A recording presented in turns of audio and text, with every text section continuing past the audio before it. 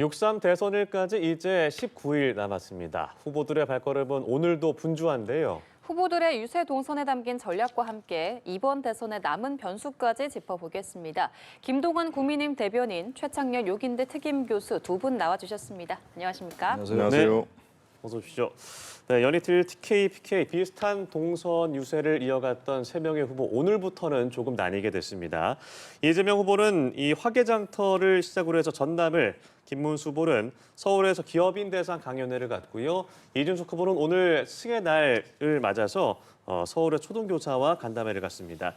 이제 대선 19일 정도 남았습니다. 이 후보들의 초반 전략 어떻게 좀 평가를 하세요? 네, 후보들의 동선에 한 이틀 동안 겹쳤죠. 예. 네, 먼저 참 오늘 스승의 날이더군요. 예. 전국의 우리 스승님께 제가 국민의힘을 대신해서 아주 깊은 경의를 표합니다. 예. 진심입니다. 네, 그러고 이 동선 말씀을 하셨는데 사실은 서울, 부산, 대구 이게 어느 대선이든지 사실은 주력으로 삼습니다. 지난 대선에서도 각 후보들이 서울을 시작으로 대개 시장, 저희 김문수 후보는 가락시장부터 시작해서 이 부산의 대구의 서문시장으로 그날 동선을 끝났는데요. 서울, 부산, 대구 이 경부 라인은 가장 3대 도시가 밀집돼 있는 승부처이기 때문에 각 후보들이 신경을 안 쓸 수가 없는 상황이고요.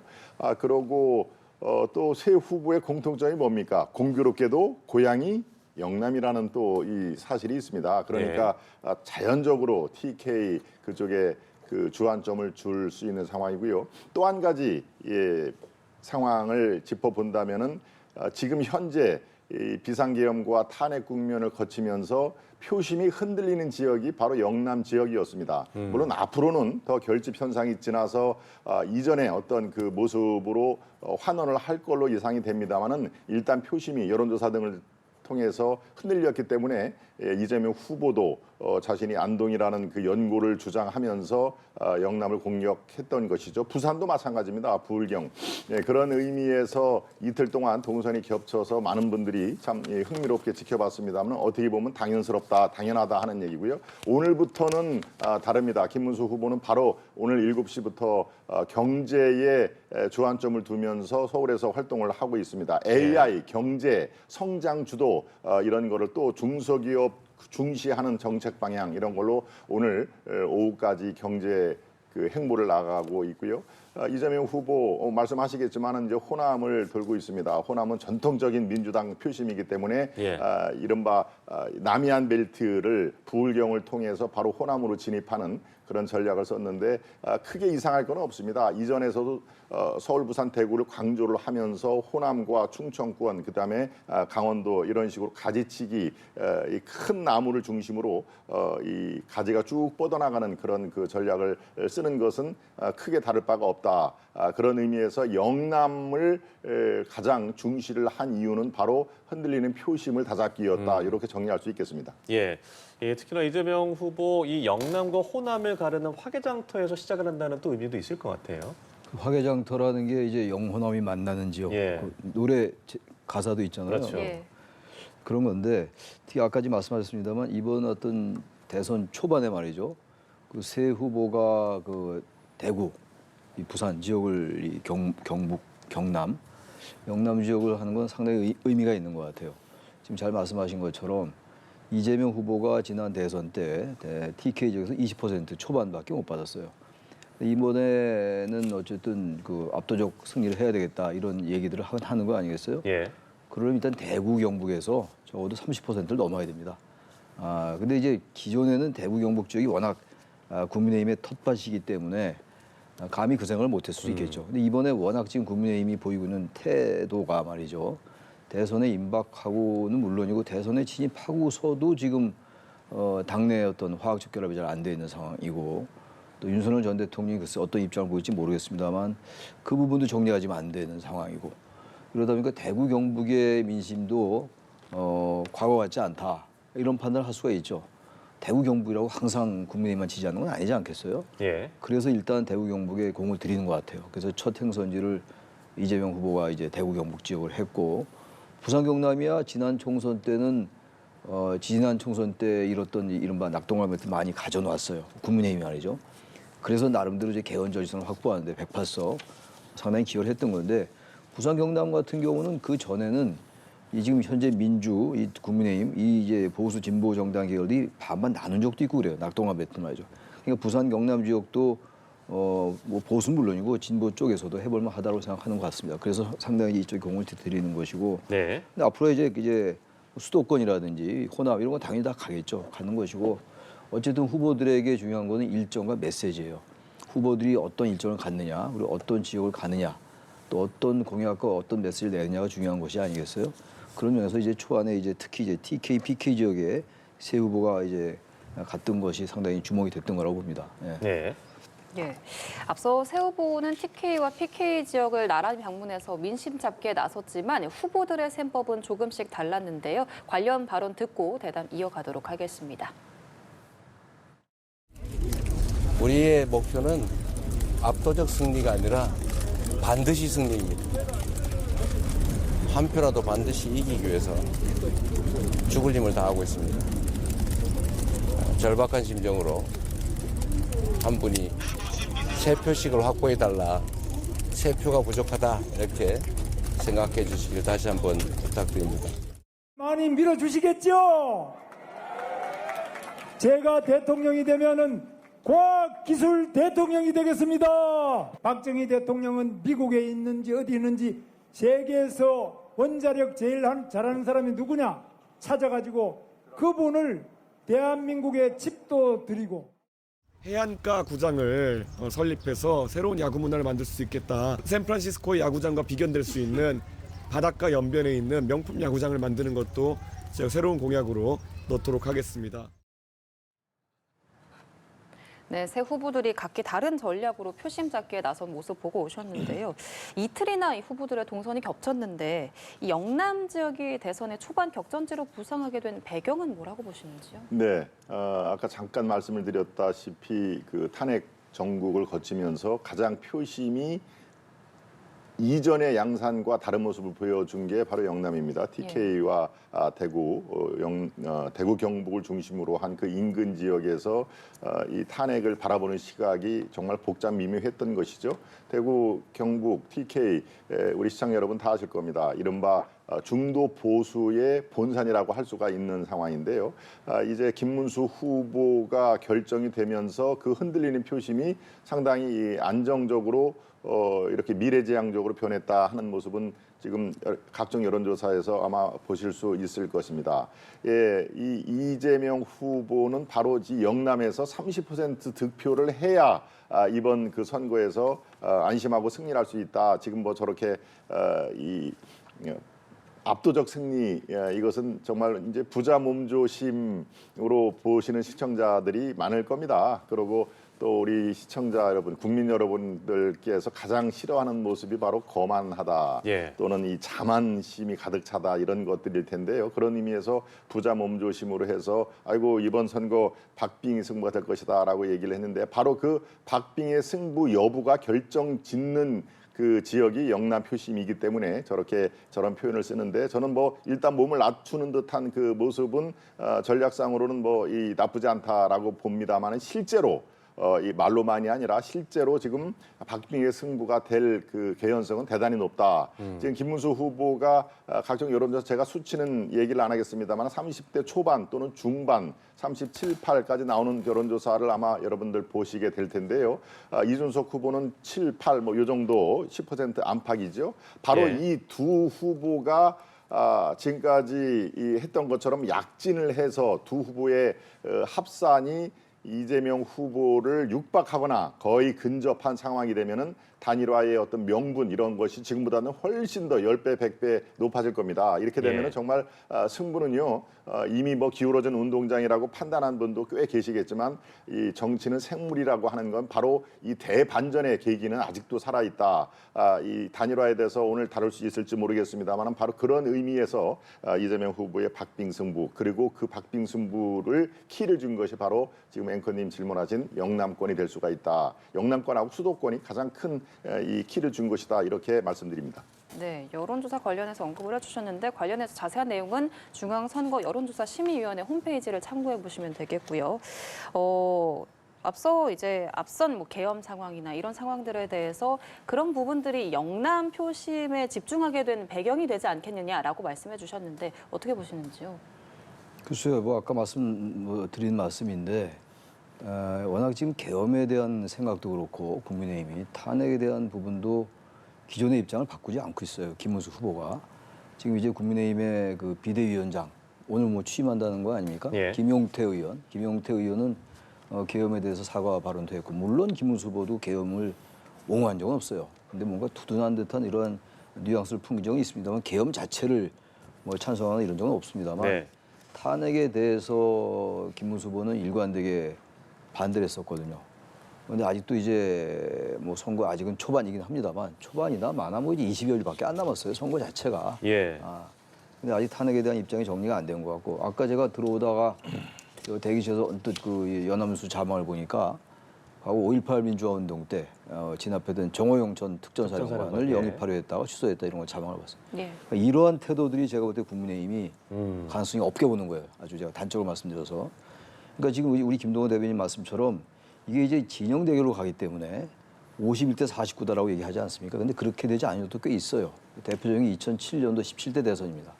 근데 이명박 후보와 대통합민주신당의 정동영 후보가 530만 표 차가 났어요.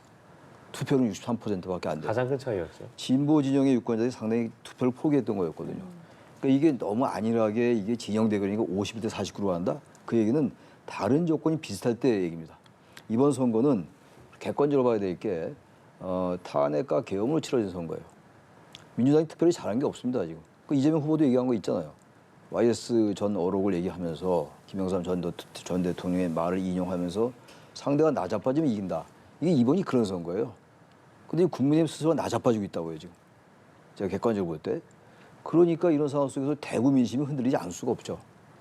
대구 영남에 계신 분들은 뭐 탄핵에 그렇게 반대합니까? 그러지 않았어요. 중도층 전반적으로는 압도적으로 탄핵을 찬성했었다고요. 국민의힘에 계신 분들 다 그러진 않았습니다만 대체로 국민의힘에 계신 구성원들은 그렇지 않았다고요.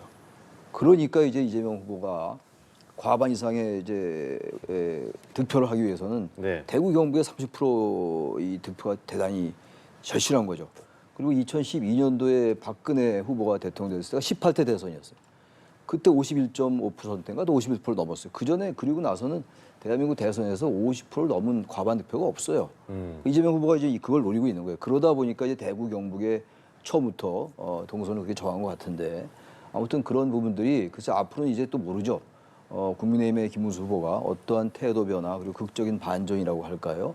그런 것도 있을지 모르겠습니다. 그리고 윤석열 전 대통령의 탈당이 있을지 아니면 만약에 탈당하지 않으면 국민의힘 지도부나 김문수 후보가 제명을 요구할지 지금으로서는 김문수 후보는 그거는 윤석열 전 대통령 본인이 알아서 할 문제다라는 얘기를 하고 있는 상황이긴 해요. 네. 근데 지난번에도 언제입니까? 그 탄핵 때도 박근혜 당시 대통령 제명했어요. 당에서. 출당 요구했는데 출당에 응하지 않았기 때문에. 그런 여러 가지 변수가 좀 있긴 있어요. 이거 아주 정치적인 변수들인데 그러한 것들이 해소돼야 진영 대결 51대 40을 논할 수 있는 거예요. 근데 그런 것들은 아예 저 뒤에 놔두고 그런 논의의 이 아젠다를 놓지 않고 막연하게 51대 49다. 단일화될 수 있다라는 그런 막연한 기대. 그건 기대라고 저는 봐요. 네. 그런 기대가 충족되고 뭔가 게임이 박빙으로 가려면 제가 말씀드린 그런 부분이 충족되지 않으면 이런 부분이 충족된다고 이긴다는 보장도 없어요. 그건 양치 마찬가지긴 합니다만 이런 부분이 충족돼야 국민의힘으로서는 나름의 최소한의 필요 조건이 충족되는 겁니다. 그래야 이번 선거가 의미가 있어요. 그렇지 않단 말이죠. 아무리 많은 공약을 내세우고 이런다 하더라도 공약은 지금 비슷해요. 통합, 민생, 경제. 예. 거기서 크게 어떤 뭐 거대 담론, 박근혜 후보가 2012년도 때 내세웠던 경제 민주화 같은 거대 아젠다가 나오지 않고 있다고요 지금. 그래서 공약이나 정책 가지고는 크게 차별화가 안 될 것 같고 모르죠. 앞으로도 두고 봐야지 알겠습니다만 어쨌든 제가 말씀드린 그러한 것들, 그러한 이른바 이제 언론이 말하고 대체로 많은 사람들이 얘기하는 탄핵의 강이라고 얘기하는 것, 네. 그 탄핵의 강이 됐건 바다가 됐건 뭐 탄핵 자체가 됐건 그 부분을 지금 같은 태도로 이렇게 글쎄요 이렇게 애매하게 가지고 와서는 보수 참패할 겁니다. 그 전제는 물론 이제 탄핵에 대한 강을 건드지 않았다는 전제가 깔려 있긴 합니다만. 예.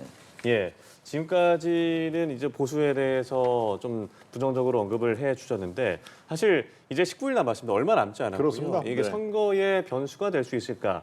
이재명 후보는 압도적인 승리를 원하겠지만 일단 앞서도 보셨지만 박빙의 승부가 예측되기 때문에 정말 한 표라도 끌고 오겠다. 물론 격언 중에 있잖아요. 선거 중에는 고개를 들지 말아라라는 격언이 있는 그렇습니다. 것처럼. 네네. 근데 앞으로 이제 대선 토론도 남아 있고 뭐 유세 과정에서 막말 논란이 나올 수도 있고 어떤 변수가 좀 있을 것으로 예상하세요? 네, 조금 전에 말씀드린 이제 단일화가 최대 변수가 될 겁니다. 예. 그리고 단일화는 뭐 이미 물 건너갔다라고 예측하시는 분도 계시는데 저는 그거에 동의를 하지는 않습니다. 그리고 이 단일화를 하는 게 무엇입니까? 가장 경쟁력 있는 후보로 단일화를 해서 이재명 후보를 이기는 것이다. 단일화의 그 목적은 승리입니다. 예. 이재명 후보도 이른바 민주당의 이 89%의 득표를 한 1급 후보지만 글쎄요, 많은 분들이 걱정을 하고 계십니다. 이재명 후보가 만일에 집권을 한다면 대한민국을 어디 이 방향으로 어떻게 끌고 갈지를 아무도 모른다. 그게 낭떠러질 수가 있다. 왜? 지금까지 이 어떤 표변하거나 말 바꾸기 그리고 삼성그룹을 해체한다는 그런 그 말을 서슴없이 하는 그런 후보이기 때문에 우려가 있는 것인데요. 그것을 막기 위해서 단일화를 한다는 그 명분. 지금 현재는 물론 지지율 아까 말씀을 드렸습니다만 지지율을 합쳐야 이재명 후보에게 안 되기 때문에 단일화의 어떤 그 동력 이런 것들이 없습니다만은 말씀을 드렸다시피 거의 육박을 하거나 그럴 경우에는 단일화를 할 수 있는 명분이 10배, 100배로 상승하는 것입니다. 그러니까 이준석 후보도 이 대한민국을 위해서 이재명 후보는 안 된다라는 거에 명분을 같이 하기 때문에 그것은 여전히 살아있는 그 변수다라는 말씀을 드리고요. 또 한 가지는 이재명 그 후보의 리스크, 물론 사법 그 리스크가 상당 부분 해소를 했겠지만 워낙 이 대중 앞에서 말하기를 좋아하는 후보이기 때문에 아까 얘기한 부자 몸조심을 하는 것은 역력히 보입니다. 그리고 요즘에는 이러이러한 어느 지역에 가서 이러이러한 얘기를 하겠다라고 하면 다 참모들하고 또 수기를 한다는군요. 이거 위험합니다. 한 번 또 빼고 그런 의미에서 상당히 조심을 합니다만은 선거가 막바지에 오르고 이른바 정말 그 치열한 그런 경쟁 구도가 점점 뜨겁게 되면은 글쎄요 본인이 사람은 크게 안 바뀝니다. 이 내면에 있는 그 숨어 있는 그 말을 함으로써 또 본인 스스로가 YS 어록처럼 자빠지는 그런 경우 없으라는 법 없습니다. 그러니까 이 이재명 리스크는 그대로 역시 상존하는 변수일 것이다. 그게 대선의 승패를 좌우할지 여부는 그거는 뭐 신만 아는 영역이겠습니다만은 이 단일화와 함께 이재명 민주당 리스크는 그대로 존재한다라는 것을 거듭 말씀을 드립니다. 네, 개혁신당 이준석 후보와 김문수 후보와의 단일화가 가장 큰 변수가 될 것이라고 말씀하셨고 막말 변수 또 앞으로 세 차례 TV 초청 토론도 있는데 토론에서에도 변수도 있을까요? 어떻게 좀 예상하세요? 모든 게 변수죠. 사실 대선이라는 게 대한민국 세계 12의 경제 대국인 대한민국의 그야말로 수장이 되는 건데 행정부의 수반이자 국가 원수가 되는 일인데 그렇게 쉽게 되겠어요? 토론회도 변수가 될 것이고 단일화도 변수가 당연히 될 것이고 그리고 이른바 이제 반 이재명 텐트 이런 것들 여러 가지가 있어요. 아주 뭐 식상한 얘기들이긴 합니다만 근데 제가 볼 때 반 이재명 텐트는 거의 물 건너갔어요. 제가 볼 때. 일단 그 이낙연 전 총리 새미래 민주당인가요? 그 고문 이낙연 전 대표가 안 하겠다는 거 아닙니까? 뭐 개헌연대 완전히 지금 제가 볼 때는 동력 완전히 상실했어요. 게다가 지금 이준석 이제 후보가 국민의힘과 이제 어떻게 행보를 같이 하느냐의 문제인데 그거는 지금 말씀이 맞습니다. 지금 이제 국민의힘의 지지율이 점점 오르고 김문수 후보의 지지율이 올라서 이준석 후보 지지율도 좀 이제 횡보를 보이다가 조금 약간 상승을 보이면서 두 사람의 지지율을 합치는 게 김문수 후보와 이제 이준석 후보의 지지율의 그 합산이 그 이재명 후보하고 비슷하게 가거나 오차범위 내로 간다면 그건 완전히 그 선거판은 이제 박빙이 되는 거예요. 그럼 단일화 논의가 안 나올 수가 없죠. 승리 가능성이 있어 보이니까. 근데 그렇지 않고 계속 지지부진하게 지금처럼 상당히 큰 격차가 유지된다면 단일화 자체가 나올 수가 없어요. 왜냐하면 그리고 나서 또 국민의힘의 제가 아까 모두에 말씀드린 그런 탄핵에 대한 김문수 후보의 극적인 반전, 전향적인 태도의 변화 이런 게 있으면 그래도 이준석 후보가 설령 지지율이 설령 그렇게까지 안 된다 하더라도 뭐 단일화 논의를 할 명분은 생기는데 그렇지 않고 여전히 지금 친윤 그룹이 상당히 지금 그 안에 지금 포진해 있는 것 같고 네. 또 국민의힘의 내부의 이른바 좀 개혁적인 그런 목소리와 친윤 간의 이런 화학적 결합이 안 돼 있어 보인단 말이에요 지금. 이런 상태에서 지지율도 합쳐도 이재명 후보에게 당하기가 좀 어렵다면 저 같으면 단일화 얘기를 아예 끝내지 않을 것 같아요. 왜냐하면 국민의힘은 어쨌든 간에 지금 내란 종식이라는 게 지금 이 민주당이 내세우는 프레임 아닙니까? 그 내란 종식의 프레임에 대해서 명분을 주느냐 안 주느냐는 오로지 국민의힘에 달려 있어요. 국민의힘이 하느냐 어떻게 하느냐에 따라서 내란 종식 프레임이 명분을 잃을 수가 있고 그러나 지금 같은 태도, 지금 대선이 시작된 지가 12일이니까 오늘 15일이죠. 사흘밖에 안 됐습니다만 네. 지금 같은 태도가 견지된다면 내란 종식 프레임이 유지가 되는 거예요, 민주당에. 그래서 그런 상황이 계속된다면 이준석 후보가 자신의 장래가 있는데 이제 40인데 이번에 선거권 얻은 거 아니까 피선거권. 근데 국민의힘 같이 그렇게 수구적인 정당과 단일화 논의 하겠습니까?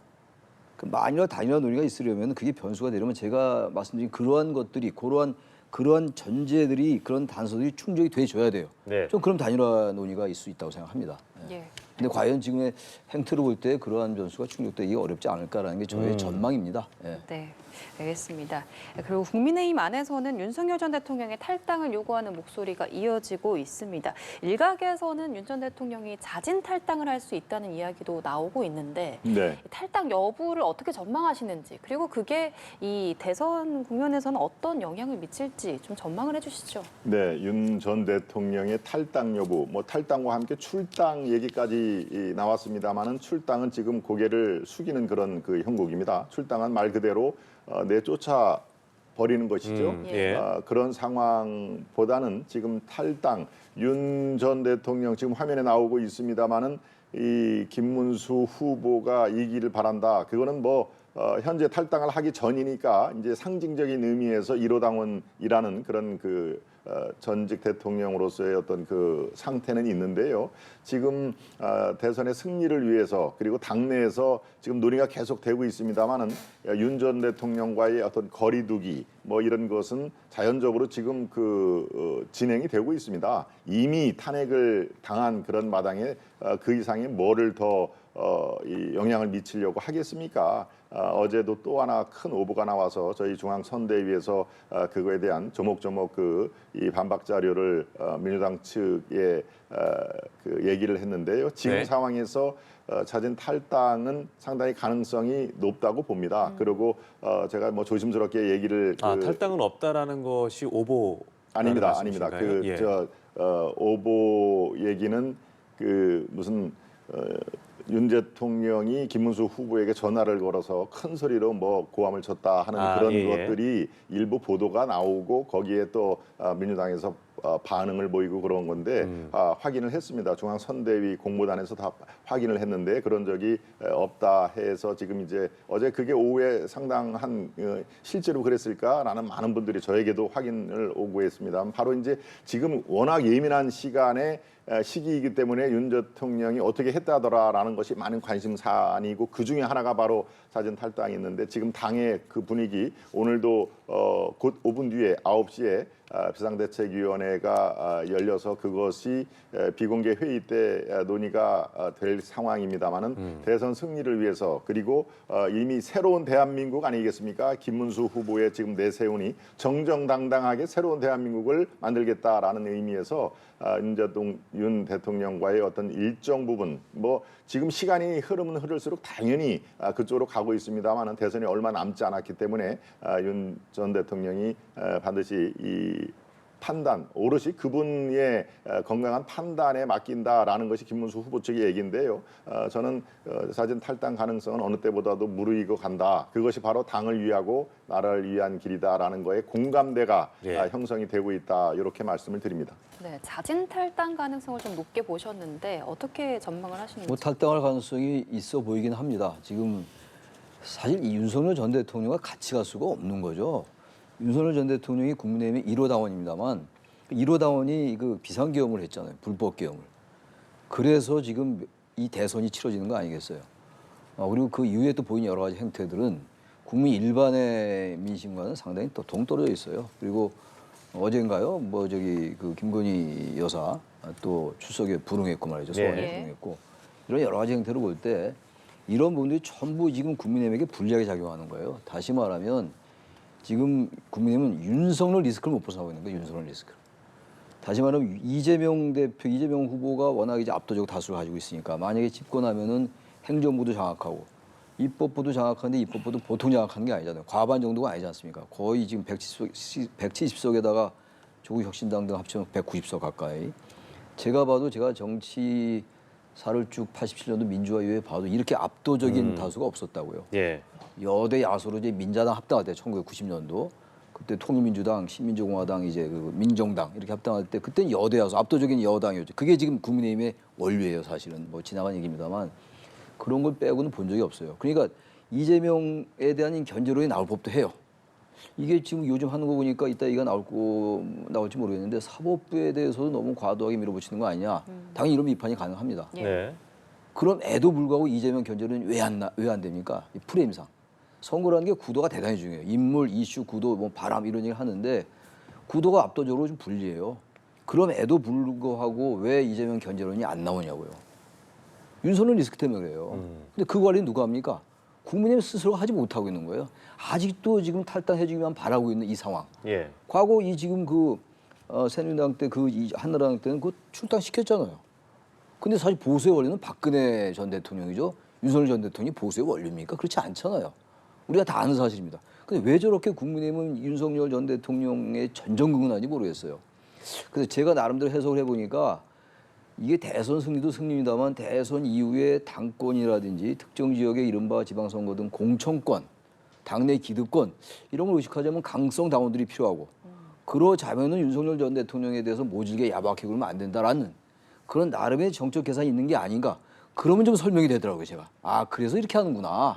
설명이 좀 돼요. 네. 근데 그렇지 않고 정말 대선 승리를 마지막까지 최선을 다해본다. 지금 설령 불리하다 하더라도 승패도 모르는 겁니다. 이 변수가 또 어떻게 정말 진정성을 다하고 그러면은 상황이 어떻게 될지 모르는 거예요. 예. 세상 일이다 그래요, 세상에. 선거만 그런 게 아니라.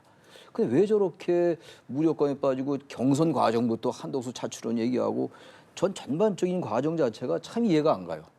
제가 정치를 쭉 들여다본 사람으로서 87년도부터 전 그래서 이게 대선 이후에 뭔가 여러 가지 당내 기득권 이런 것들과 같이 결부돼 있어서 포획돼 있는 것은 아닌지.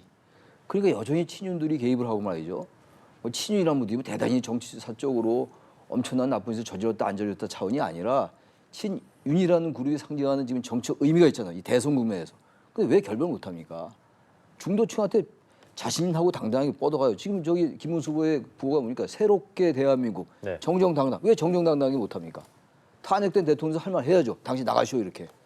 저는 그래서 김문수 후보의 과거 행적답지 않다. 그 살벌한 그 박정희 정권에게 대항하고 말이죠. 노동현장에서 낮은 곳으로 임하고 지금 재산도 10억밖에 안 돼요. 세 후보 중에서 제일 낮습니다. 재산이 낮다는 게 뭐 자랑은 아니겠습니다만.